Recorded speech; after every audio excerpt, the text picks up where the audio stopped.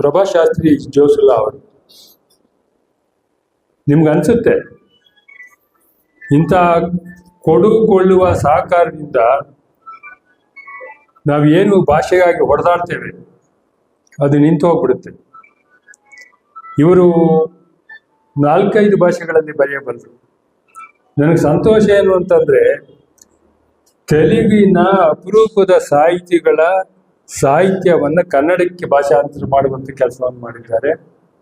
ಕನ್ನಡದ ಅಪರೂಪದ ಸಾಹಿತ್ಯದ ಕೆಲಸವನ್ನ ತೆಲುಗಿಗೆ ಭಾಷಾಂತರವನ್ನು ಮಾಡಿ ಬಾಂಧವ್ಯವನ್ನ ಸಂಬಂಧವನ್ನು ಹೆಚ್ಚು ಮಾಡುವಂತ ಕೆಲಸವನ್ನು ಮಾಡ್ತಾ ಇದ್ದಾರೆ. ನಾವು ಒಂದು ಕಡೆ ಎಲ್ಲೋ ಈ ಭಾಷೆಗೆ ನೀರಿಗೆ ಹೋರಾಟ ಮಾಡ್ತಾ ಇದ್ದೀವಿ, ಇಂಥವ್ರು ಅದನ್ನು ಕಟ್ಟಿಕೊಡುವಂತ ಕೆಲಸವನ್ನು ಮಾಡ್ತಾ ಇದ್ದಾರೆ. ಅವರು ಆಂಧ್ರಕ್ಕೆ ಹೋದ್ರೆ ಆಂಧ್ರದವರು, ಕರ್ನಾಟಕದಲ್ಲಿ ನಮ್ಮವರು. ಅವರು ಒಂದು ಆಂಧ್ರ ಭಾಷೆಯ ಸಮಾವೇಶವನ್ನ ಇಲ್ಲಿ ಮಾಡಿದ್ರು. ನಾವೆಲ್ಲರೂ ಅಲ್ಲಿ ನಮ್ಮ ಒಂದು ಸಮಾರಂಭ ಅನ್ನೋ ರೀತಿಯಲ್ಲಿ ಪಾಲ್ಗೊಂಡಿದ್ವಿ. ನೋಡಿ, ಇದು ಭಾಷೆಗಿರುವ ದೊಡ್ಡ ಶಕ್ತಿ.